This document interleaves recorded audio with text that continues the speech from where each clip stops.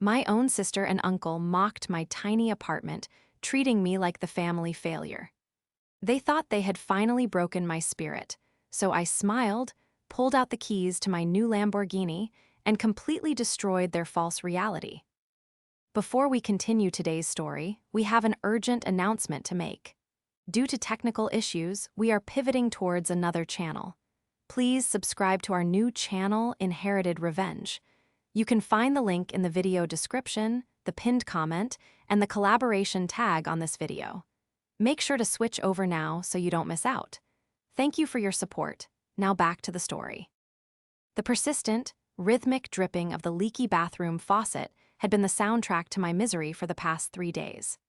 I was 34 years old, but shivering under a thin, worn-out fleece blanket on my battered thrift store sofa, I felt ancient. A severe strain of the flu had knocked me entirely off my feet, leaving me with a fever that blurred the edges of my vision and a bone-deep ache that made merely breathing feel like an Olympic sport. My tiny, 400-square-foot apartment felt even more claustrophobic than usual. The single window in the living room looked out onto a brick wall, letting in only a gray, bruised-looking light that seemed to mirror exactly how I felt inside. I reached out with a trembling hand to grab the chipped ceramic mug resting on the wobbly coffee table. The tea had gone ice cold hours ago, but my throat was so raw I didn't care. As I brought the mug to my lips, my phone buzzed against the scuffed wood. The harsh vibration startled me, sending a jolt of pain through my temples. I squeezed my eyes shut, hoping whoever it was would just leave a message and go away.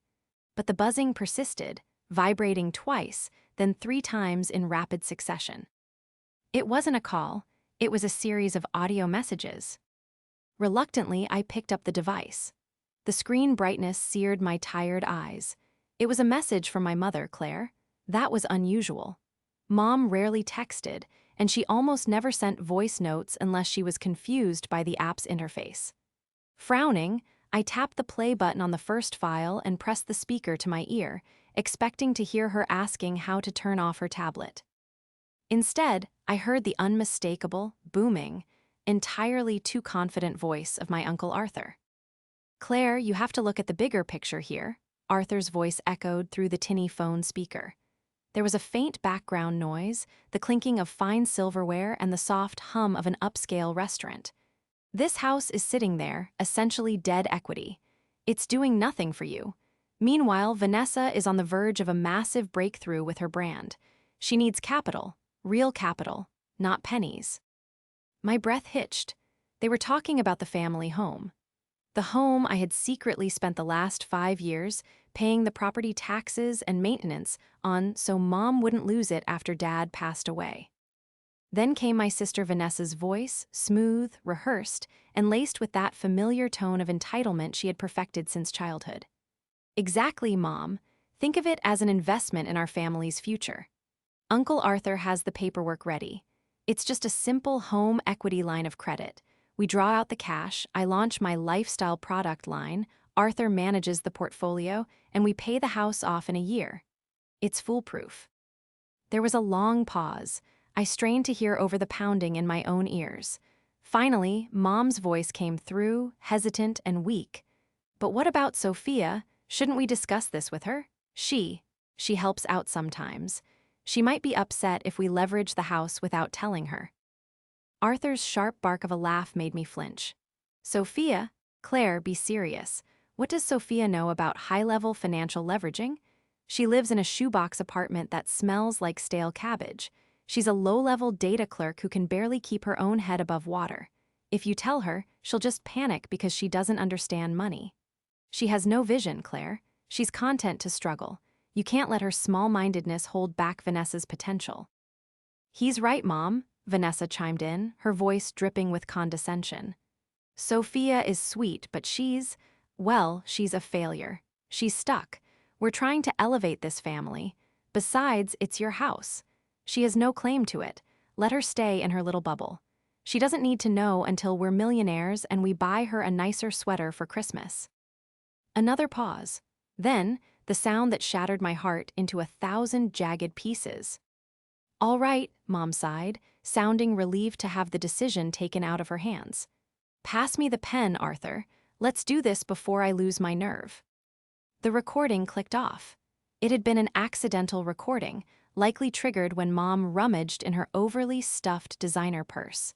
She had inadvertently sent me the exact moment she signed away the only security she had left, completely erasing my years of silent sacrifice, all while allowing them to drag my name through the mud. The physical illness that had me bedridden suddenly felt entirely insignificant. The betrayal was worse than the fever burning through my veins. For a long time, I just sat there in the dim light of my apartment, the phone resting heavily in my lap. I didn't cry. I didn't scream. I felt entirely numb, as if I had been submerged in a freezing lake. My own mother, my sister, my uncle.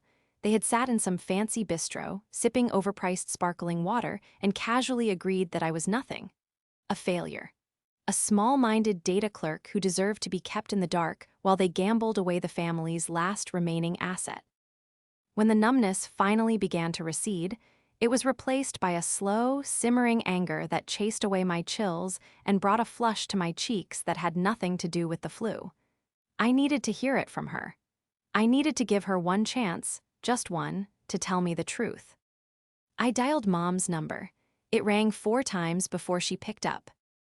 "Hello, sweetie," she answered. Her tone was light, airy, and entirely fabricated.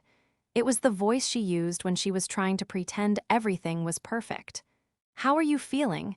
Did you drink that broth I told you about?" "I'm feeling a bit better, Mom," I lied, my voice tight and raspy. I stared at the peeling paint on the wall across from me, gripping the phone so hard my knuckles turned white. "What are you up to today?" "Oh, just running errands," she said quickly, her voice pitching up a fraction of an octave. "Vanessa and I are just out and about. We had a lovely lunch with your Uncle Arthur." "Arthur," I repeated, letting the name hang in the air for a second. "That's nice. What were you all talking about?" There was a hesitation on the line, a sudden, heavy silence that spoke volumes. I could almost picture her looking nervously across the table at Arthur and Vanessa, silently asking them what to say. "Just family matters, Sophia," she finally replied, her tone shifting from airy to defensive in the blink of an eye. "Nothing for you to worry your pretty head about. You just focus on getting over that bug so you can get back to work. We know how much you need those hours at the office to make your rent." The sheer condescension in her voice, mimicking Arthur's earlier cruelty, was like a physical slap across the face. She was perfectly willing to adopt their narrative of me as the pathetic, struggling daughter if it meant avoiding conflict with them.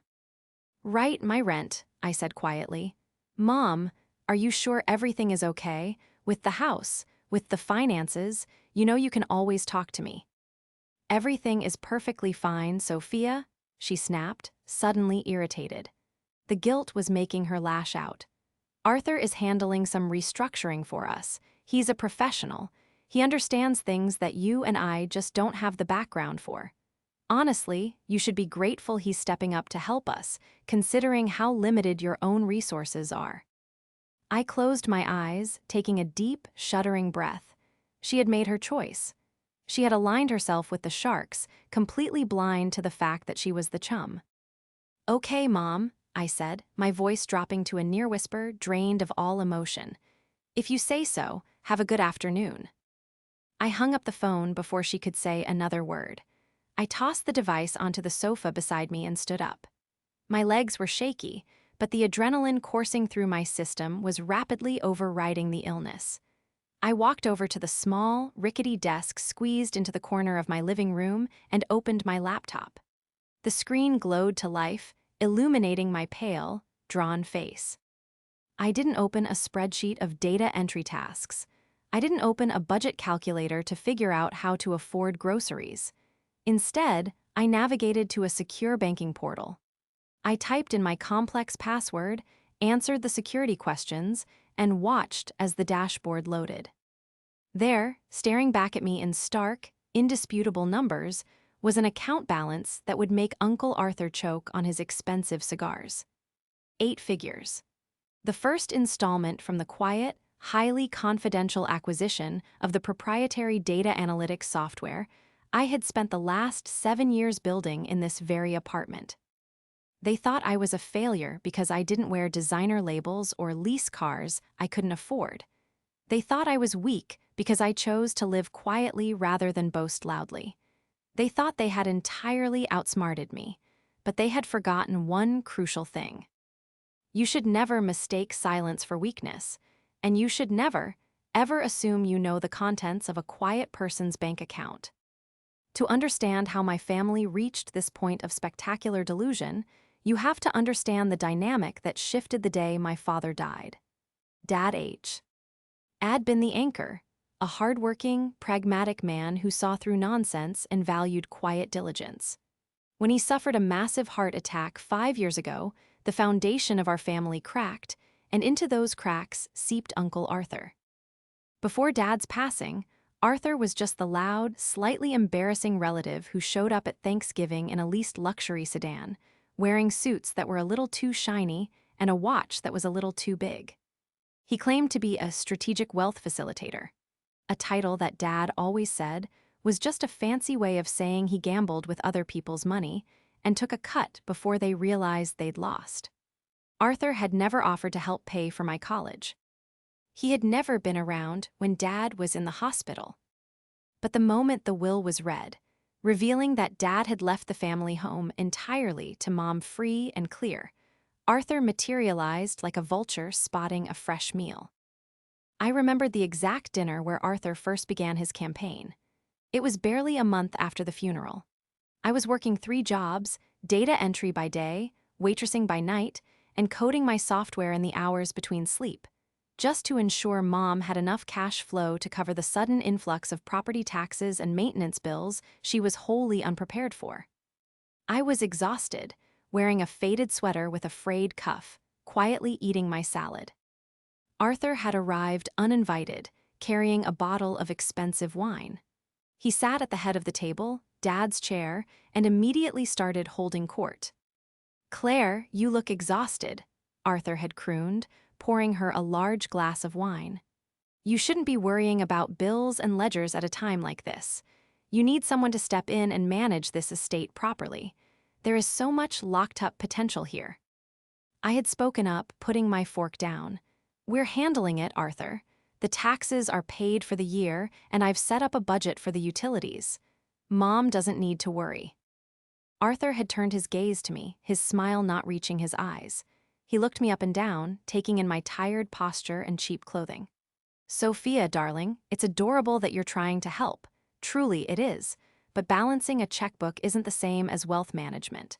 What do you make at that little desk job of yours? 15, maybe $20 an hour? You can't even afford to live in a safe neighborhood. How can you possibly protect your mother's future?" Before I could respond, Vanessa had chimed in. She was 25 at the time, freshly graduated with a degree in communications, and fully convinced she was destined for stardom. "He's right, Sophia. You're always stressing about pennies. It's depressing. Uncle Arthur actually understands how money works. He knows people." I had looked to Mom, expecting her to defend me, to mention the thousands of dollars I had quietly transferred into her account just that morning.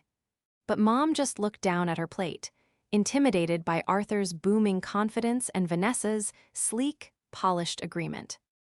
"Arthur is just trying to look out for us, Sophia," Mom had murmured softly.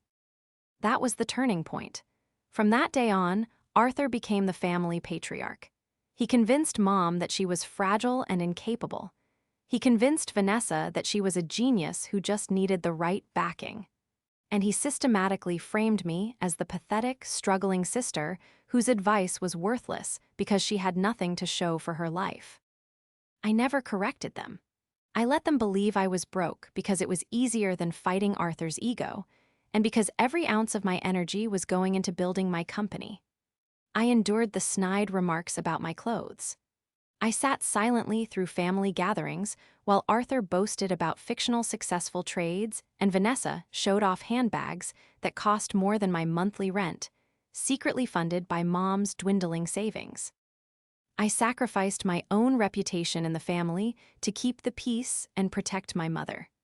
But looking at my laptop screen now, listening to the echo of their cruel laughter on that voicemail, I realized that my sacrifice hadn't protected her at all. It had only emboldened a parasite. Arthur had finally made his play for the house, the biggest asset Mom had. He had manipulated her into signing a predatory loan, likely intending to siphon off the cash for himself under the guise of investing in Vanessa's non-existent business. They thought I was helpless to stop it. They were about to learn exactly how dangerous a quiet, calculating woman with unlimited resources could truly be. The moment I closed my laptop, the oppressive, stifling air of my small apartment seemed to shift. The fever that had been burning through my system broke, leaving behind a cold, razor-sharp clarity.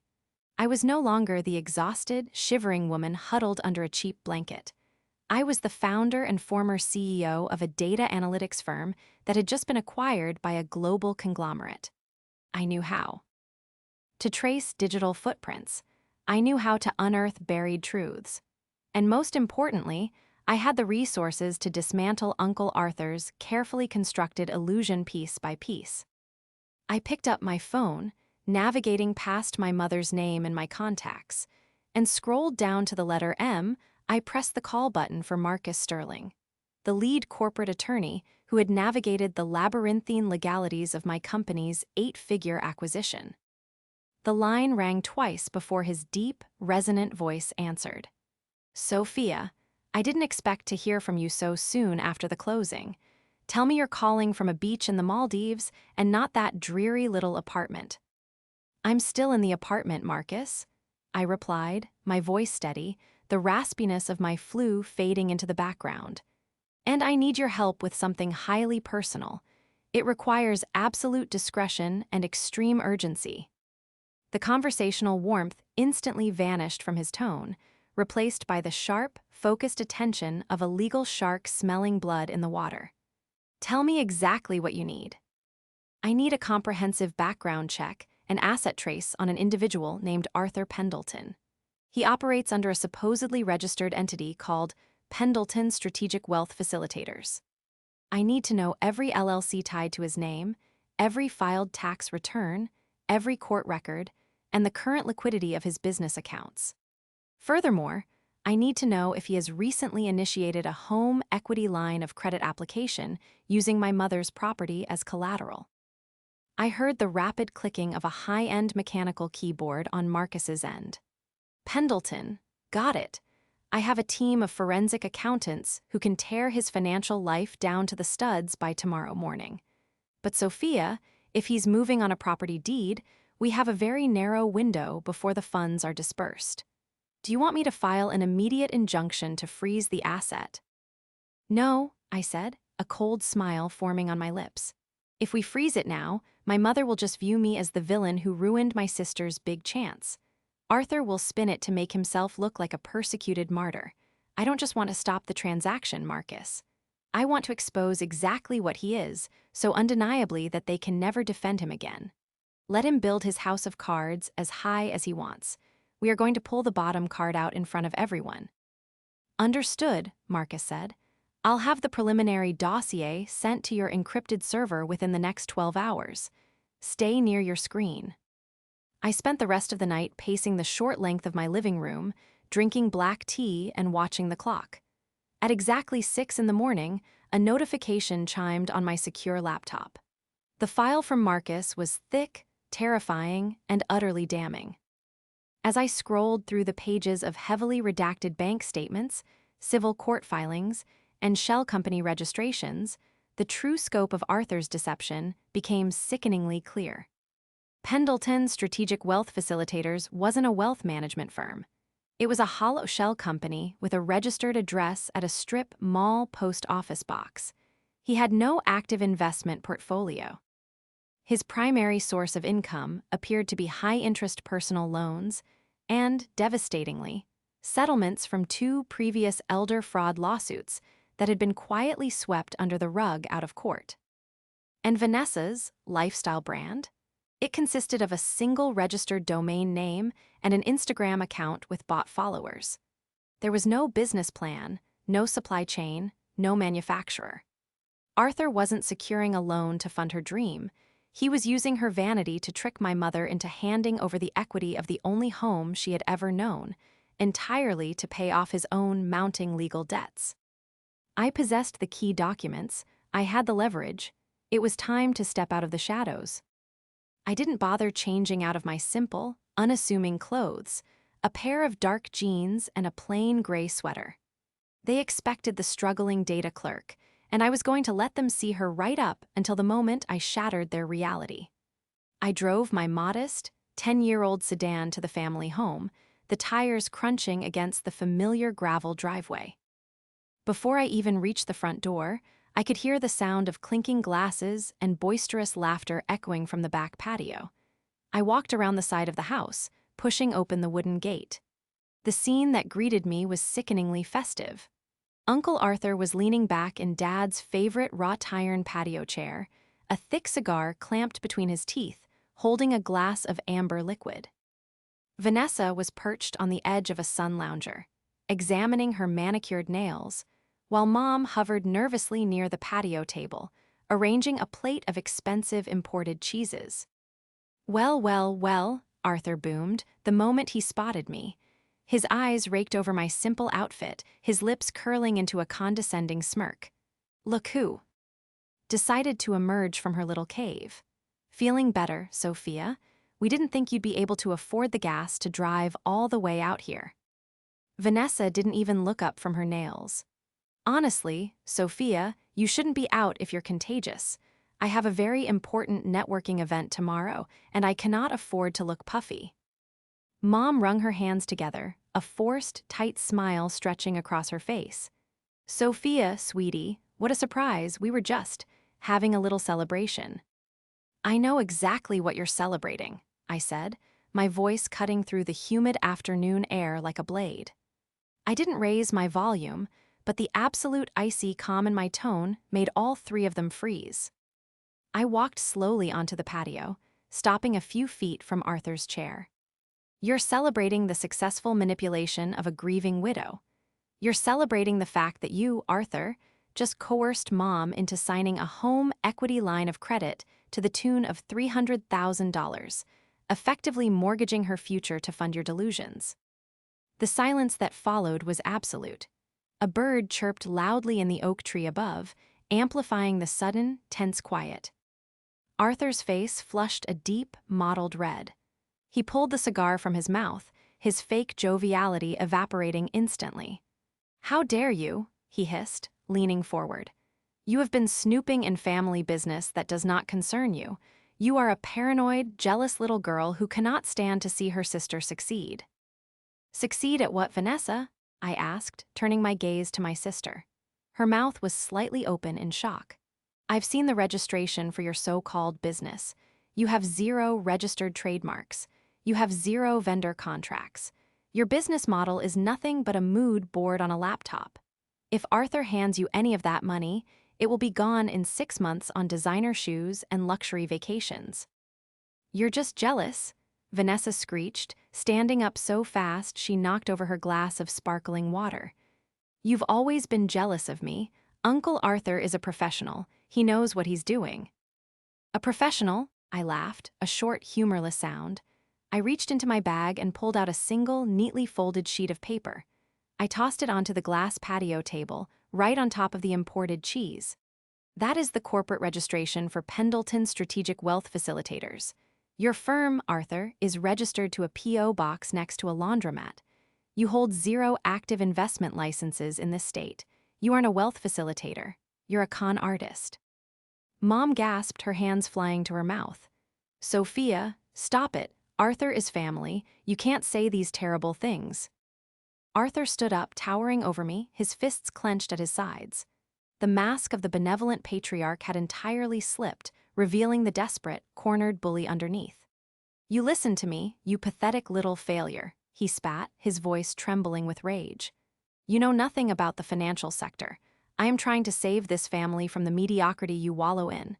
If you ever speak to me like this again, I will ensure you are entirely cut off from this family. Do you understand me?" "You will have nothing." I looked him dead in the eye, not backing down an inch. You can't cut me off from something I walked away from years ago, Arthur. And as for having nothing, you have no idea what I have." I turned on my heel and walked back toward the gate, leaving the toxic silence hanging heavily over the patio. The trap was set. Now, I just had to wait for them to desperately try and spring it. The fallout from the patio confrontation was immediate and chaotic. For the next 3 days, my phone blew up with furious, poorly spelled text messages from Vanessa, accusing me of trying to sabotage her entire future out of pure spite. Arthur, conversely, went entirely silent toward me, which told me he was panicking. He was undoubtedly pushing Mom to expedite the bank transfer before I could somehow interfere, operating under the desperate delusion that if the money was in his account, he would be untouchable. Meanwhile, my own investigation was reaching its devastating conclusion. I sat at my desk, the glow of the monitor reflecting in my eyes, as Marcus and I went over the final, irrefutable pieces of the puzzle. "We found the smoking gun, Sophia," Marcus said over the speakerphone, his voice grave. "It took some digging through sealed civil dockets in the next county over, but we found it. 4 years ago, Arthur Pendleton was formally investigated for defrauding an elderly couple out of their retirement savings using an almost identical home equity scheme. They settled out of court with a strict non-disclosure agreement, which drained whatever legitimate funds Arthur had left. He's been floating on credit and shell games ever since. Send me the docket numbers and the redacted settlement agreement," I instructed, my heart pounding a slow, heavy rye. THM against my ribs. I need the physical proof in my hands. "Sending it now," Marcus replied. "Sophia, if your mother signs the final authorization to release those funds to his LLC, that money is gone. He will wire it offshore faster than we can blink." "She won't sign it," I said, a fierce, protective determination hardening my voice, "because I'm going to show her exactly who she's dealing with." Barely an hour after, I printed the thick stack of damning legal documents. A frantic knocking echoed on my apartment door. I opened it to find Mom standing in the dim hallway, looking smaller and older than I had ever seen her. She was trembling, clutching her designer purse to her chest like a shield. "Mom," I said softly, stepping aside to let her in. She walked into my cramped living room, looking around at the worn furniture and the faded walls as if seeing them for the first time. "Arthur said," she started, her voice breaking. "Arthur said you threatened him. He said you're mentally unwell, Sophia. He said you're trying to destroy the family because you're unhappy with your own life. He wants me to sign the final bank release this afternoon. He says if we wait, the market window will close and Vanessa's business will fail." I gently placed my hands on her shoulders and guided her to the battered sofa. "Sit down, Mom, please." She sank into the cushions, tears brimming in her eyes. "Why are you doing this, Sophia? Why can't you just let us have this one good thing? You've always been so independent, so distant. Why do you suddenly care about the house?" "Because it's your home, Mom," I said, sitting on the coffee table directly in front of her, forcing her to look into my eyes. "And because I have never been distant. I have been working. Quietly. I never told you because I knew if Arthur found out I had money, he would never stop hunting it. And he would use you to get to it." Mom blinked, confused. "Money? Sophia, you live in a tiny apartment. You work a data entry job." "I quit that job 5 years ago, Mom," I said gently. "I spent the last 5 years building a software company right here at this desk. I just sold it." Before she could process that massive paradigm shift, I reached onto the desk and picked up the thick manila folder containing the legal documents Marcus had sent. I placed it in her trembling hands. "I don't care if you don't believe me about my own life right now," I told her, my voice firm and unwavering. "But you have to believe this. Open it. Read the first page. It's a court settlement, Mom. 4 years ago, Arthur tricked another family into doing exactly what you're doing right now. He stole their retirement. He is entirely broke, and he is using Vanessa's vanity to steal your house so he doesn't go to prison for his other debts." Mom looked down at the folder as if it were a venomous snake. Slowly, with shaking fingers, she opened the cover. I sat in silence as she read the dense legal text, watching as her eyes darted back and forth across the page. I watched the exact moment her loyalty shattered. Her breath hitched, a small, wounded sound escaping her throat as she saw Arthur's signature at the bottom of a confession of financial liability. "Oh my God," she whispered, the papers slipping from her grasp and scattering across the worn rug. He promised me. He said he was protecting us." "He was hunting you," I corrected softly. Mom buried her face in her hands, her shoulders shaking with quiet, devastating sobs. She was finally broken free from his spell, the terrible reality of her near ruin crashing down upon her. I moved from the table and sat beside her on the sofa, wrapping my arms around her. "It's okay," I murmured into her hair. "You didn't sign the final release. We still have the house. And tomorrow night, at the big family dinner Arthur planned to celebrate his victory, we are going to make sure he never attempts to manipulate this family ever again." The reservation was under Arthur's name at Le Petit Chateau, arguably the most pretentious, outrageously expensive French restaurant in the downtown financial district. It was the exact kind of place Arthur favored, a dimly lit, velvet-draped establishment where the menus had no prices and the waiters spoke in hushed, reverent whispers. He had chosen it intentionally, a grand stage to celebrate what he believed was his ultimate victory. The final signing of the paperwork that would drain my mother's home equity into his fraudulent accounts. I arrived precisely 10 minutes late. I didn't bother to dress up for the occasion. I wore the same dark jeans, a simple white blouse, and a plain black blazer. As I walked through the heavy, brass-studded oak doors, the maitre d' took one look at my sensible, scuffed loafers and visibly hesitated before leading me to the private dining alcove Arthur had reserved. As I approached the table, the scene was a grotesque tableau of unearned triumph. Arthur W. As seated at the head of the heavy mahogany table, an oversized crystal glass of deep red wine resting in his thick hand. He was wearing a new, loudly patterned silk tie and a smug expression that made my stomach churn. Vanessa sat to his right, wearing a shimmering cocktail dress that undoubtedly cost more than my monthly grocery budget, furiously typing on her phone, entirely absorbed in her own manufactured reality. And then there was Mom, sitting to Arthur's left. To the casual observer, she might have looked merely tired, but I knew her tells. I saw the rigid stiffness of her spine, the pale, almost translucent quality of her skin, and the way her hands were tightly clasped in her lap, her knuckles white. She looked up as I approached, her eyes meeting mine. In that brief, silent exchange, an entire conversation occurred. She was terrified, but beneath the fear, I saw the hard, unyielding spark of a woman who had finally woken up.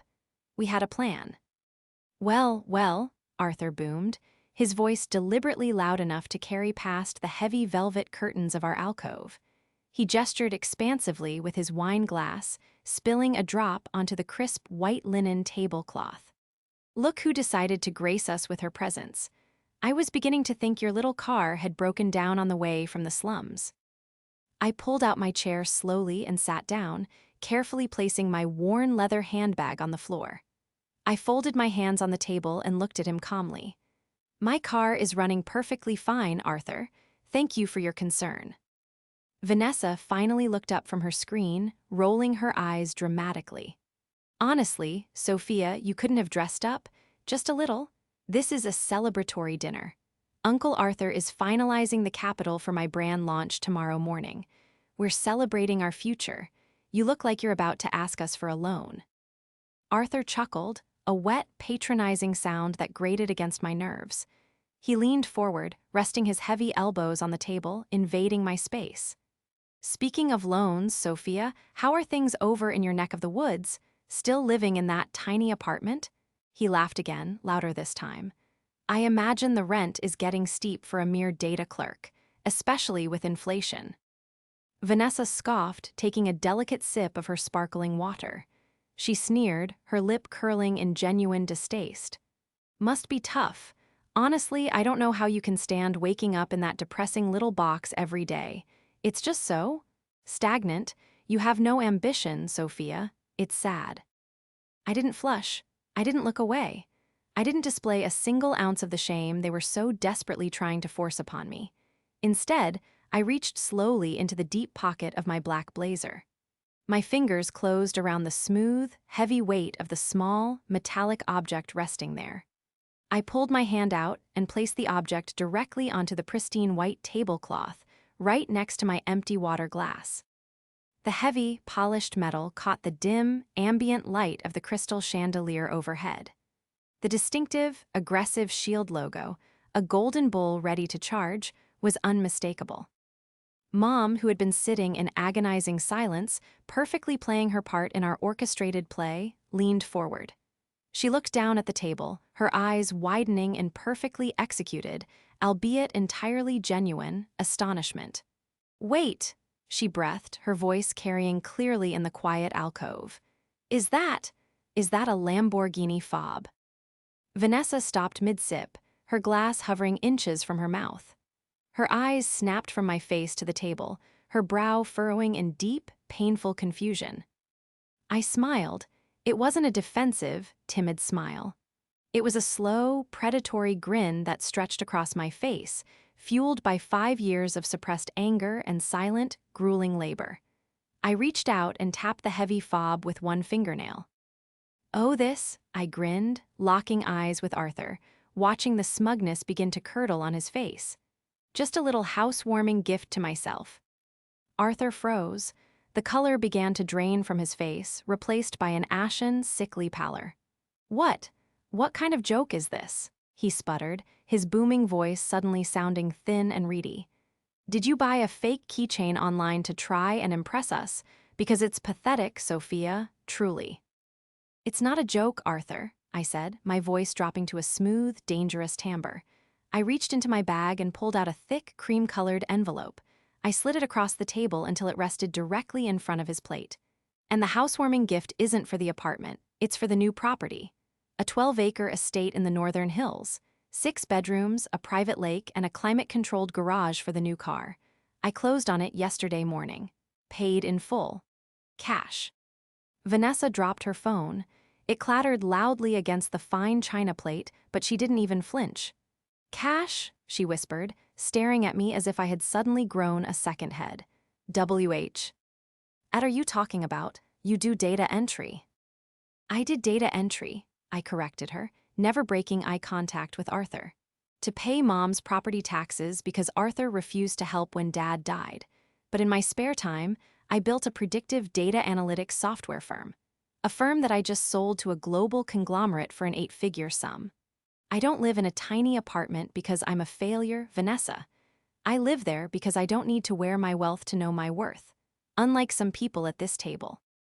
Arthur's mouth opened and closed silently, like a fish pulled onto the deck of a boat. His mind was furiously trying to compute this impossible reality, trying to find an angle, a way to spin this massive revelation into an advantage for himself. "Sophia," he finally gasped, trying to force a sickly, desperate smile onto his face. This is incredible news. Why didn't you tell your family? With this kind of capital, my firm could." "Your firm," Mom suddenly interrupted. The entire table went dead silent. Mom had never in 5 years raised her voice to Arthur. She had never interrupted him. She sat up entirely straight, pushing her chair back slightly from the table. The trembling fear was entirely gone from her posture, replaced by a cold, magnificent fury. She reached into her own handbag and pulled out the thick manila folder I had given her the night before. She didn't slide it across the table. She slammed it down onto the mahogany wood with a force that made the silverware jump and the crystal wine glasses ring. "Your firm, Arthur, is a post office box next to a laundromat," Mom stated, her voice trembling not with fear, but with absolute, unrestrained rage. "Your firm is a front for a man who preys on grieving widows. A man who was sued 4 years ago for defrauding an elderly couple out of their retirement savings using the exact same home equity scheme you tried to pull on me." Arthur recoiled as if he had been physically struck. "Claire, who told you?" "Read it, Vanessa," Mom commanded, ignoring Arthur entirely and pointing a shaking finger at the manila folder. Read the court documents. Read how your beloved, professional uncle settled out of court and admitted to financial liability. He has no money. He has no licenses. He was going to use my house to pay off his own mounting legal debts, and he was going to leave us completely destitute. Vanessa looked at the folder, then at Arthur, panic rising in her chest. Uncle Arthur, is this true? What about my launch capital? Arthur stood up so violently his chair tipped backward, crashing onto the carpeted floor. Several patrons in the main dining room turned their heads, peering through the curtains at the commotion. His face was a mask of pure, cornered panic. He pointed a trembling, furious finger at me. You stole those documents? This is slander. I will sue you for everything you have. I will ruin you.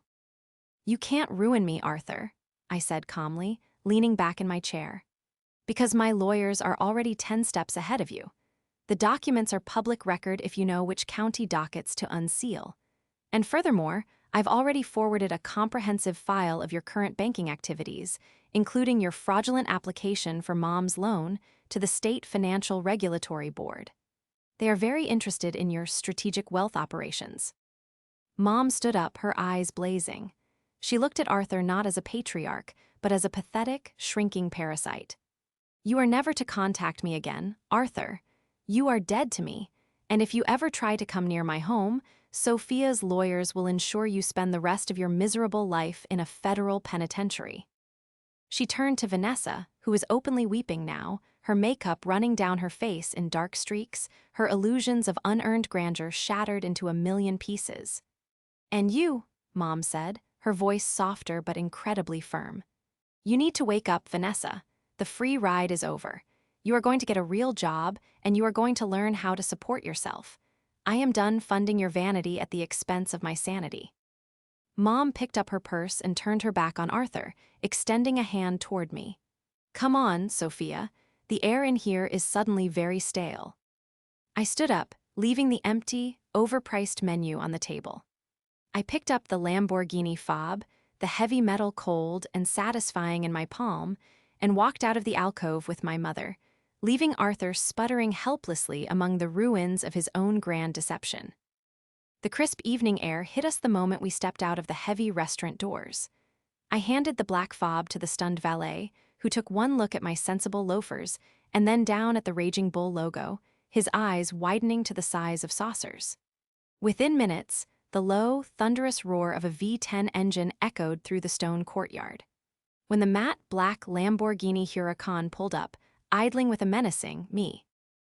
Chanical purr, Mom actually laughed, a bright, clear sound I hadn't heard in 5 long years.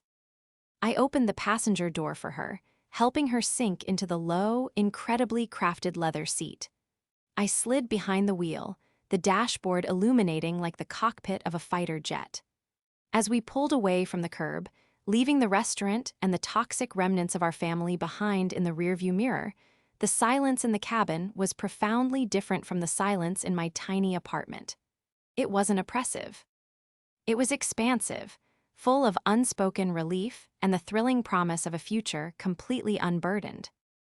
The fallout over the next few weeks was swift and entirely merciless. Marcus Sterling, true to his word, had coordinated the release of our findings with absolute surgical precision. Arthur's panicked attempt to secure a quick loan from a shady, high-interest lender to cover his tracks backfired spectacularly when the State Regulatory Board froze all accounts tied to his name and his fictitious LLC. 2 days after the dinner, he was formally served with a mountain of legal injunctions that completely paralyzed him. He was forced to sell his leased luxury car and quietly vacate his high-rise apartment, disappearing into the woodwork to avoid the impending criminal fraud charges Marcus was actively helping the authorities build. Vanessa, stripped of her enabler and her primary source of unearned income, had a spectacular, highly public meltdown on her social media accounts, claiming she was a victim of a toxic family conspiracy. When her remaining credit cards were declined, reality finally crashed down upon her. The last I heard from a mutual acquaintance, she had quietly deleted her lifestyle brand page and taken a job as a receptionist at a dental clinic just to make her rent. Mom held firm to her boundary. She refused to take Vanessa's calls until she proved she could hold down a job for 6 consecutive months. It was tough love, but it was the only kind of love that could save my sister from herself. As for me, I finally packed up the tiny 400-square-foot apartment. I stood in the empty space one last time, looking at the faded spot on the wall where my desk used to sit. I didn't feel nostalgic, but I did feel a deep sense of respect for the woman who had lived there. She had endured the cold, the sickness, and the agonizing cruelty of her family, all while quietly building an empire in the shadows. The new estate was everything I had promised and more. It sat at the end of a long, winding driveway lined with ancient oak trees, entirely hidden from the main road. The house itself was a sprawling, modern masterpiece of glass and stone, overlooking a private, glittering lake. A month after the dinner, I invited Mom over for her first official visit. We sat on the massive, sweeping terrace overlooking the water, wrapped in thick cashmere blankets, holding mugs of expensive, perfectly steeped tea.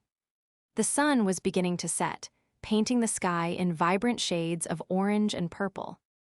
Mom looked out over the property, a look of profound peace settling over her features. She turned to me, her eyes shining with unshed tears. "I am so incredibly sorry, Sophia," she whispered, her voice breaking slightly. "I was so blind. I let him make you the villain. I let him tell me you were broken, when all along you were the only one holding this entire family together. I don't know how you can ever forgive me." I reached over and took her hand, squeezing it tightly. "There's nothing to forgive, Mom. Arthur was a professional predator. He found our weak spot when Dad died, and he exploited it perfectly. You were grieving, and he offered you an illusion of safety. Anyone would have wanted to believe him. But you didn't," she pointed out softly. "You saw through him from the very first day." "I saw through him," I agreed, taking a sip of my tea. "But I also knew that if I fought him without absolute, irrefutable proof, he would just manipulate you into cutting me off. I had to wait. I had to build my own armor and my own weapons before I could go to war for you." Mom leaned her head against my shoulder, letting out a long, shuddering sigh of relief. "Well," she murmured, looking down at the heavy, intricate stone patio beneath our feet, "you certainly won the war. I've never felt so safe in my entire life." I smiled, looking out at the calm, mirror-like surface of the lake. The leaking faucet was gone. The cramped walls were gone. The constant, gnawing anxiety of protecting my mother from a monster in a tailored suit was finally extinguished.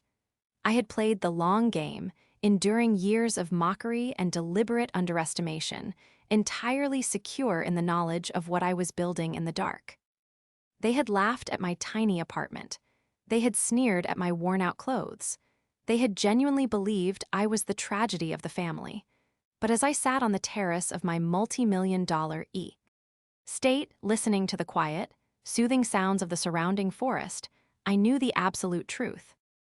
I wasn't a tragedy. I was the architect of my own justice, and I had built it flawlessly.